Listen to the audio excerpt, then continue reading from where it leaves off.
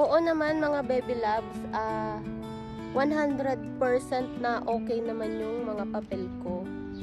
Kaya lang, hindi talaga natin maiiwasan na kabahan kasi mostly nakikita po natin sila ay sa loob lang ng metro.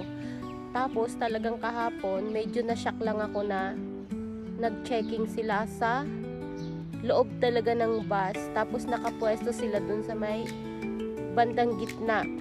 Na kapag pumasok ka na dun sa bus, wala ka ng chance na lumabas. Kaya medyo napatanong ako bakit, anong meron. Kaya medyo kabado pero saka eto pa ha, nung hiningi na nung pulis yung ID ko tapos chine-check nila dun sa machine, sobrang tagal nag-okay nung ID ko. Siguro mga nakatatlong tap sila bago nag-okay. Sip ko talaga sa sarili ko na baka may problema yung ID ko, pero in the end, okay naman. Kaya medyo nabawasan talaga yung kaba ko. Ayun lang po mga baby loves.